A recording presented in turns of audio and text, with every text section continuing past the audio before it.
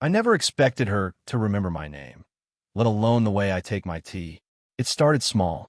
That's probably why I didn't notice when it stopped being small. I used to drop by Faisal's house on Thursdays. Not for anything special, just habit.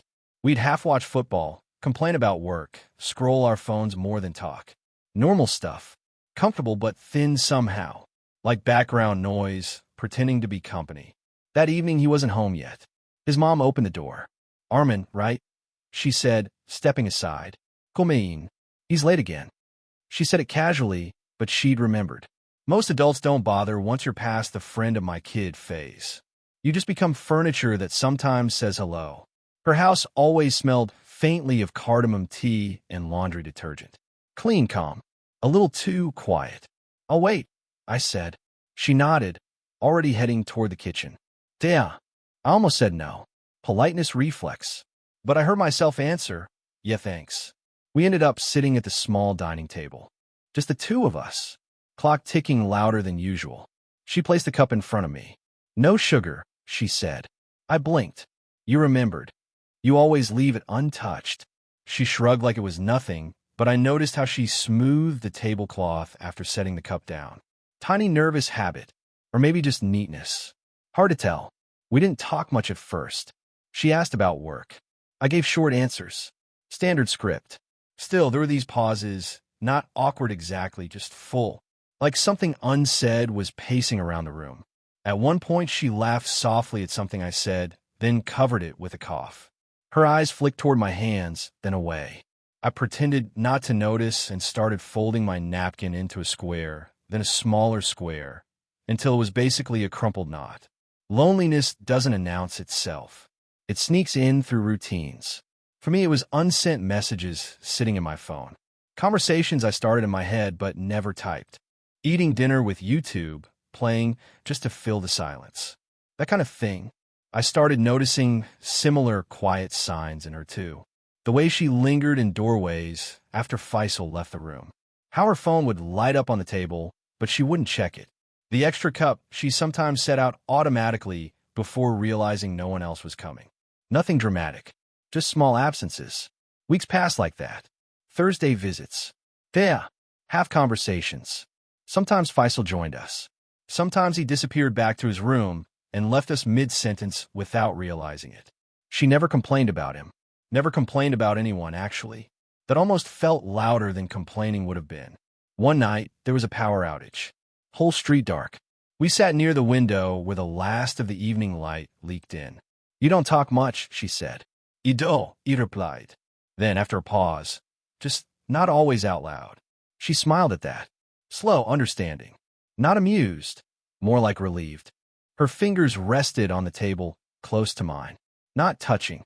Just close enough that I became very aware of the distance. Neither of us moved. I started leaving a little later each time.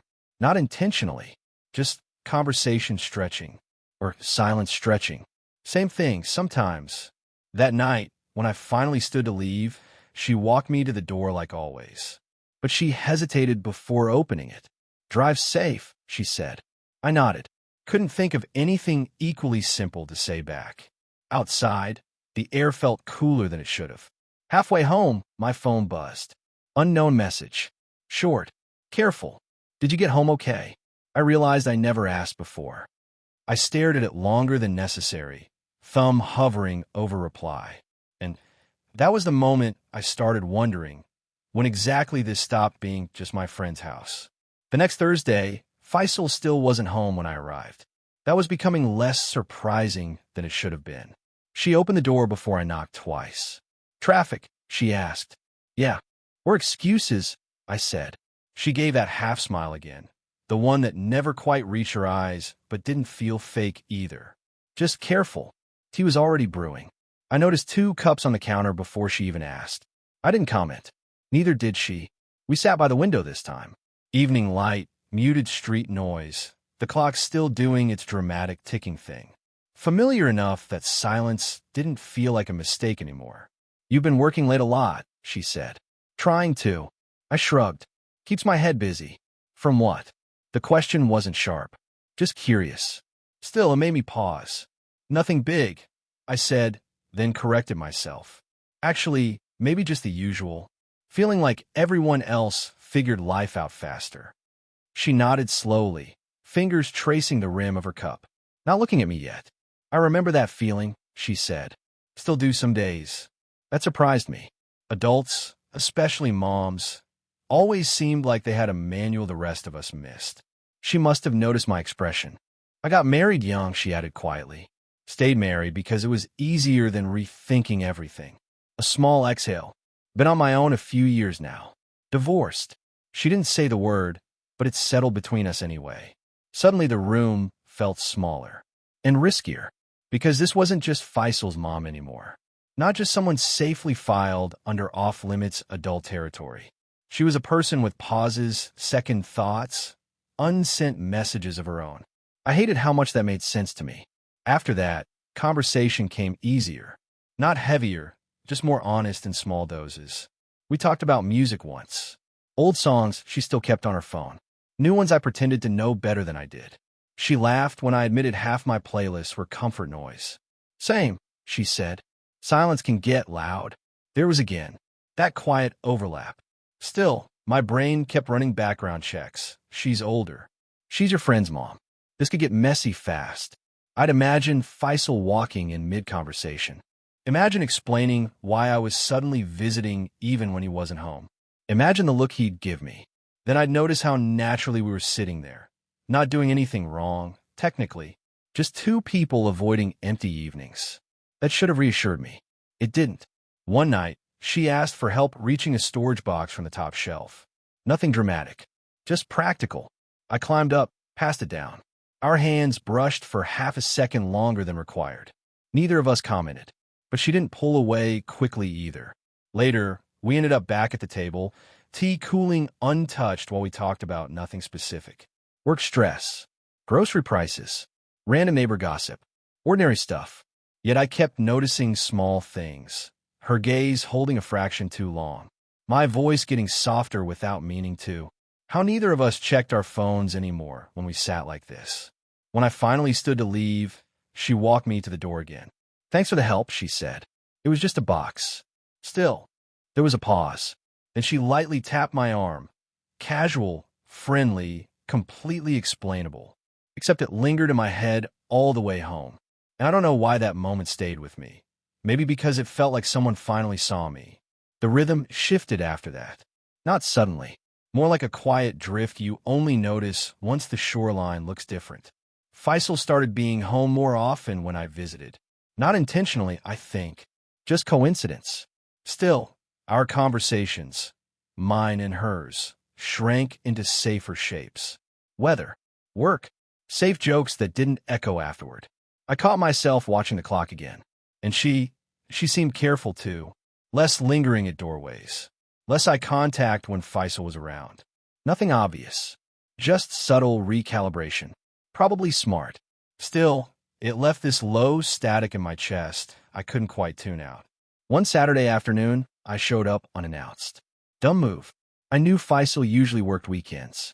She answered the door, looking slightly surprised. Not unhappy, just alert. Oh, Armin. Everything okay? Yeah, I was nearby. Thought I'd drop off that charger Faisal left in my car.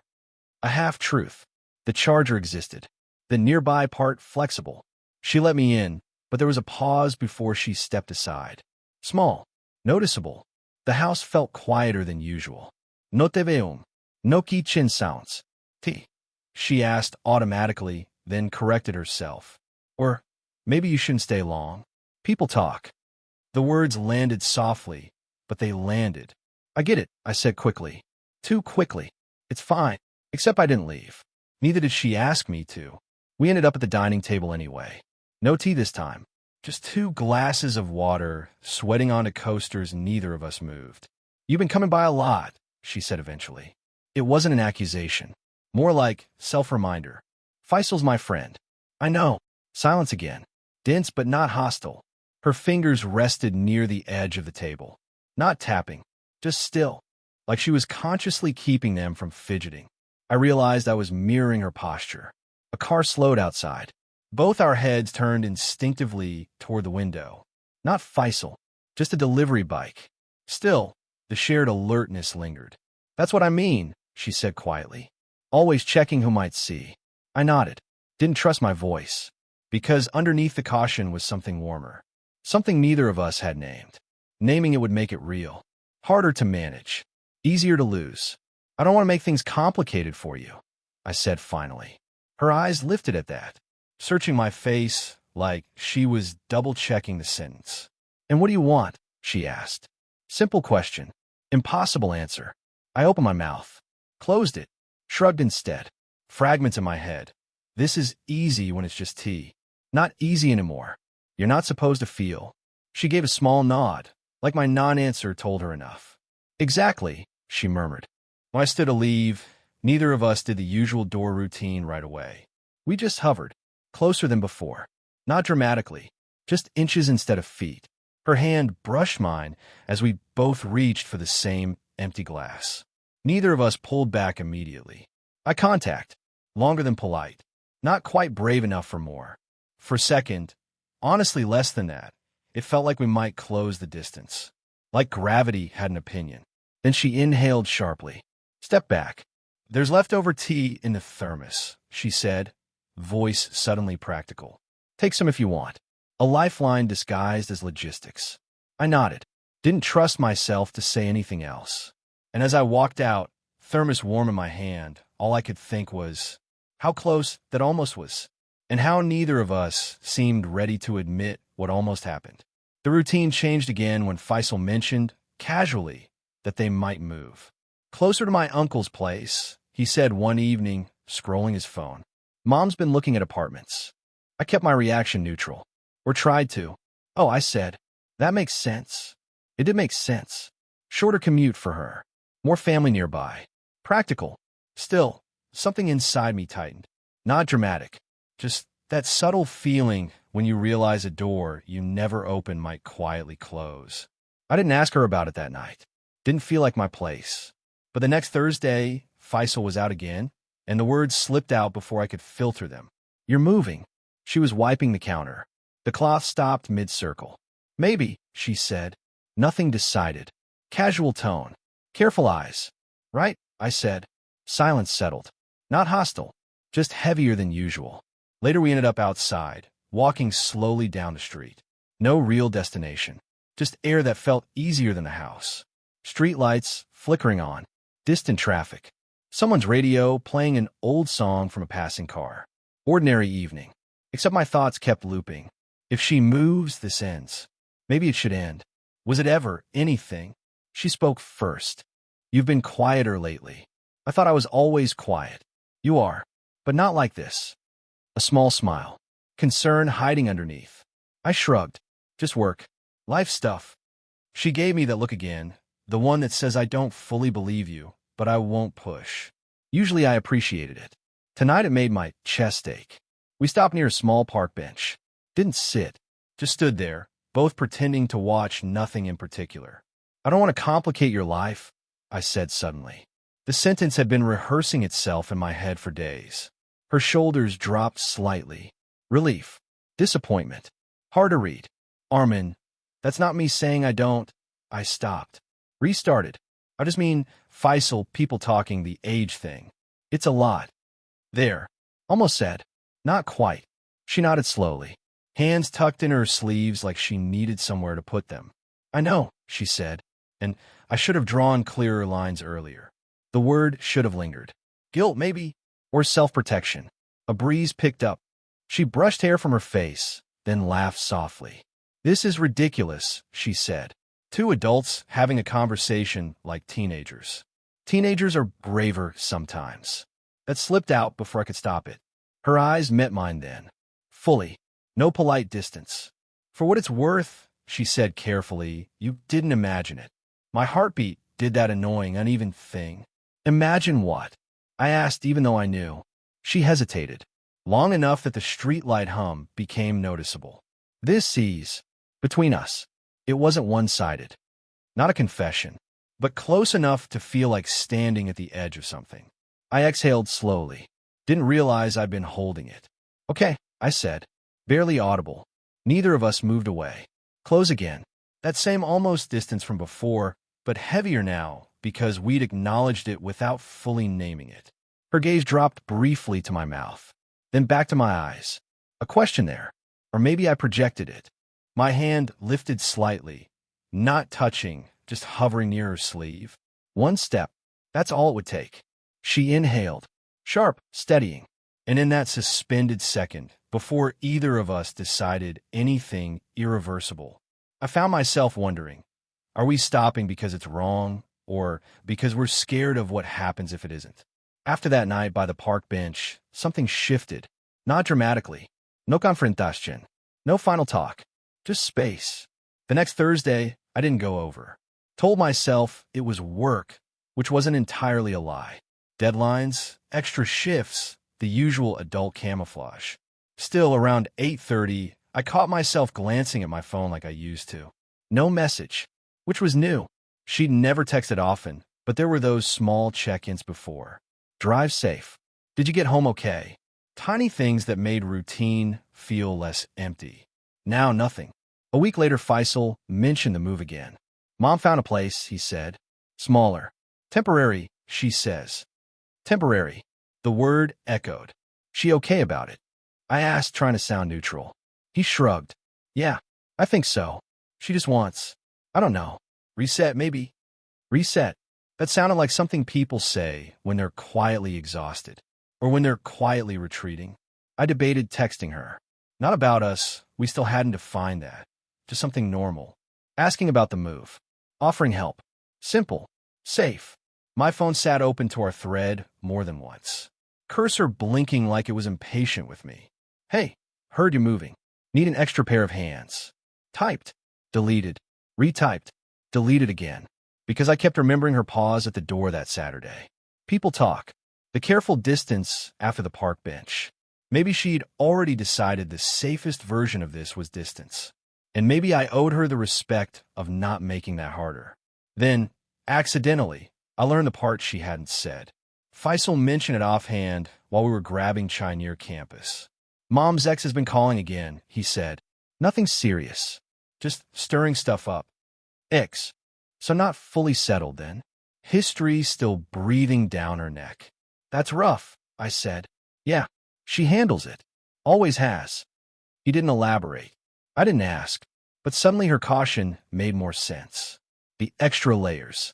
Not just age gap, not just social optics, unfinished past, emotional landmines I couldn't see. Hope flickered anyway. Stubborn thing. Then confusion followed. Because if she wanted distance, why hadn't she said it directly? And if she didn't, why the silence? Emotional whiplash in slow motion. A few nights later, I drove past their street without planning to. Muscle memory, maybe. Lights were on. Different curtains already. Moving boxes stacked near the entrance.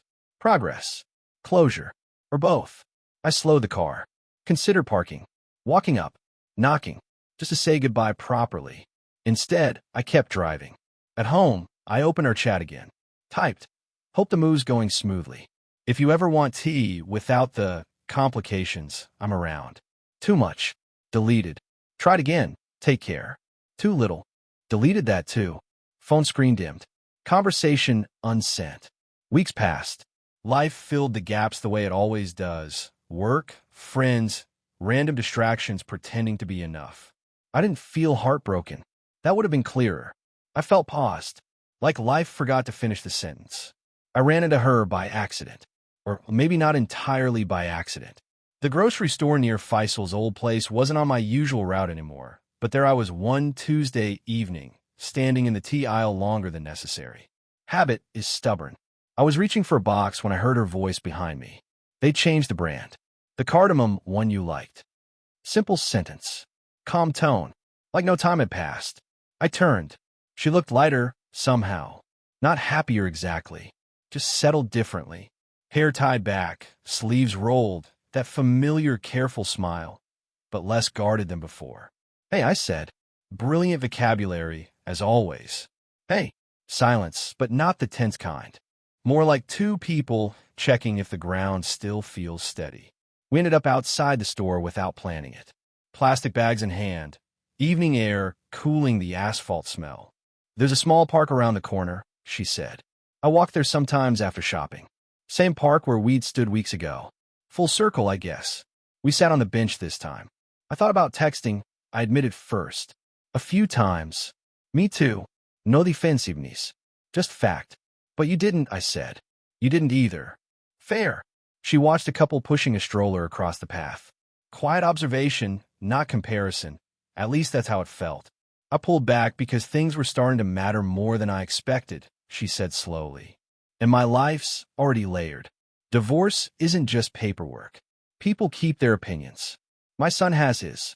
I didn't want to drag you into something unclear. Honest. Not dramatic. Just wait. I stopped coming by because I figured that's what you needed, I said. And because I wasn't sure what I wanted either. Still not completely sure. That sounded more uncertain than I intended, but it was true. She nodded like that honesty mattered more than certainty. A long pause followed. Comfortable mostly, but charged. You know, she said eventually, what scared me wasn't the age gap, or people talking. What then? How easy it felt. That kind of ease, it makes you careless if you're not paying attention. I understood that. Too well. Because ease had been the hook.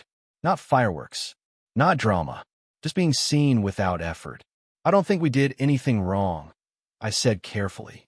But I do think we were standing pretty close to complicated. A soft laugh escaped her. That's a diplomatic way to put it. Occupational hazard. She looked at me then, really looked. Not searching. Not measuring. Just present. I miss the tea, she said. Me too. Another pause.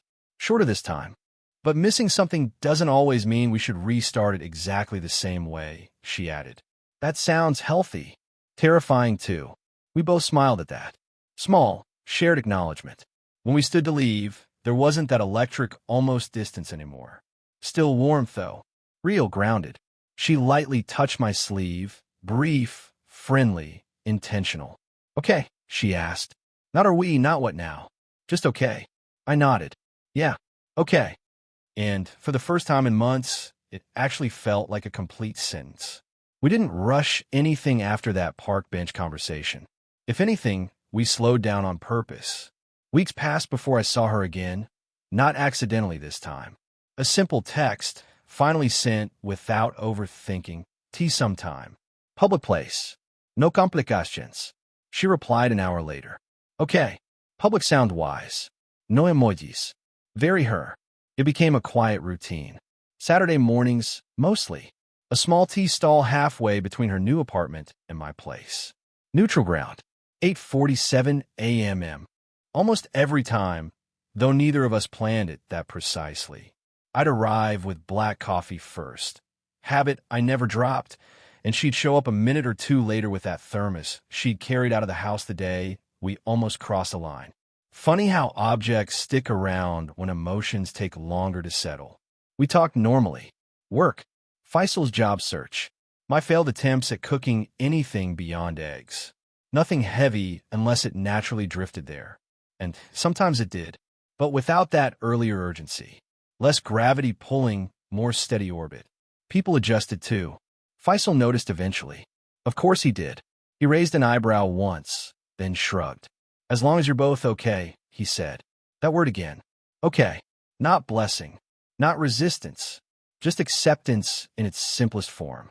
Her ex stopped calling, apparently. Or maybe she stopped answering. She never gave details, and I didn't press. Some silences deserve privacy, not curiosity. Months softened things further. The age gap didn't disappear, but it stopped feeling like the headline. More like a footnote we both understood without explaining. We started sharing small tasks again, grocery runs, fixing a leaky faucet at her place, her reminding me when my car inspection was overdue because she somehow remembered everything practical. No secrecy, no drama, just gradual integration. Earned, not declared. One evening, almost a year after that first unexpected text, we found ourselves back at the same park bench. Deliberately this time. No tension humming under the surface. Just dusk settling in, familiar streetlight flicker, the distant sound of someone's radio again. Full circle, but calmer. You know, she said, pouring tea into 2 small cups. This feels healthier than how it started. Less cinematic, I joked. More sustainable. Fair trade. I sipped. Same cardamom blend. Same warmth. Different context. Better, somehow. Life isn't suddenly perfect. We still disagree about small things. I still overthink. She still retreats when stressed. But now we recognize those patterns. Give each other room without disappearing entirely. There's comfort in that. And when Saturday mornings roll around, 8:47 still finds us at that tea stall more often than not. Her thermos, my black coffee, quiet conversation that doesn't need to impress anyone. Just steady presence. Sometimes I think back to the early days, the hesitation, the almosts, the pauses that felt heavier than words. Necessary, I guess. We might have rushed past something important otherwise. Now, when she hands me tea without asking about sugar, or when I instinctively grab 2 cups instead of 1, there's no electricity anymore. Just warmth. And honestly, that's better. Because fireworks fade. But warmth stays. As we left the bench that evening, she nudged my arm lightly. Same small gesture from months ago, but without uncertainty now. Okay, she asked again. I smiled. Yeah, still okay. And this time we both knew exactly what that meant.